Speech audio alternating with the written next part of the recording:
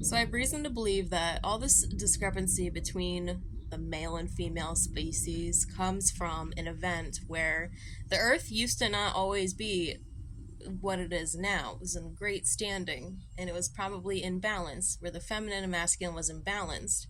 And I think something cataclysmic happened many, many, many years ago, and I have reason to believe that during that cataclysm, that the mother spirit or goddess herself was captured and perhaps brought to Sirius. So the male female discrepancy, I think, has a lot to do with the fact that all these women who are heart centered, connected to the planet, they're intuitive, they're nice, they're normal, wonderful, wonderful people, attract these narcissistic men, and then they come in and they want to distort reality for them, and then they want to control them, and they think that we should just obey, submit, obey. I think it's this relationship being played out. These Orion invaders, these men, and I asked recently at a conference, because I go to conferences for stuff like this, it's like a niche interest of mine, and I was like, why does it seem like a lot of the Anunnaki are actually possessed by the Orions? And they were like, well, because of all the interbreeding, it takes several generations for them to breed these out. So I think a lot of us women are dealing with men who are on like the outskirts of interbreeding as a means to make peace, and there's still these little bits of their personality that is still connected to these invaders that took over a long, long time ago. So a bit of their personality is still to try and cap our influence, and not let us express our thoughts and feelings. They call us crazy. They say we should just submit, just obey.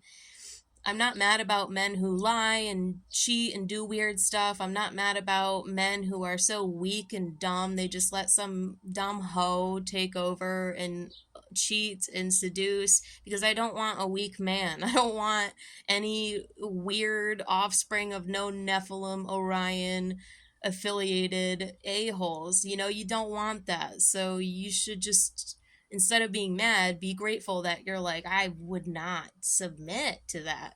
But it's funny how they're put in our path and they just ask us to like submit, just like these invaders would like to stay, right? They would like to keep things in their perfect standing. So there you have it. And then, side note, my grandfather was a brilliant man. He was a man of few words. He was a very secretive, mysterious, kind, warm, loving, brilliant man. After he died, we suspected he was in the CIA. It made perfect sense. And because he was a man of few words, he didn't say a whole lot, but we had this thing when I was a kid where he would take me out at night to look at the stars, and he would say, Lauren, find Orion, find Orion. So he taught me how to locate Orion, find the belt, and then find the center. So I have reason to believe that the captured spirit of the female now resides in Sirius in a prison on Sirius. If I just now go and look up, which I just did, how to locate Sirius, they say the way to locate Sirius is to go to Orion's belt, and from there, like it's almost like a portal from the middle of the belt to Sirius.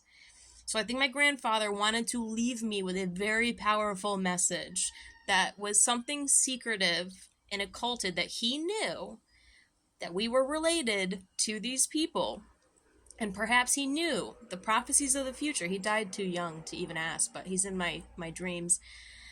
Um, and I think this is exactly what the discrepancy between men and women are. It's that this used to be an upright standing planet before the mother was perhaps captured. Our influence has been beaten to a pulp, and it's making a comeback. And then the same relationship is like of the invaders, these invader personality types that just want to cap, control, or just do all kinds of weird stuff. And they're surrounded by weird people. And I think there's another element on a behavioral level of people who are raised that if you act perfect, you get love. So I realized in my recent relationship, I'm like, oh, if I act perfect, I get love. Oh, is that the way you were raised? If you act perfect, then you get love or validation or whatever. It's a social performance. I wasn't raised that way. That's not my culture, right? We don't do that. That's not the way this goes. And I don't reciprocate that back to him because that would be like reinforcing the trauma that he was raised under. So I don't do that. But I recognized recently there's like this performative social attitude that people are like grew up on acting perfect in order to get validation, love, be accepted.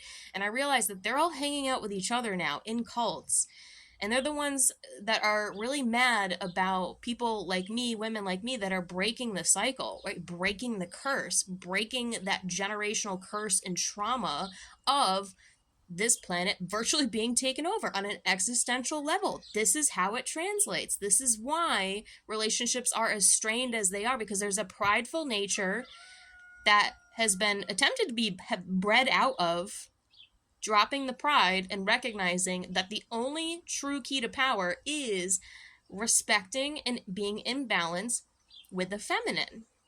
And there's no other way around it, right? You either find it out the easy way, or women have, unfortunately, for thousands of years, found it out the hard way.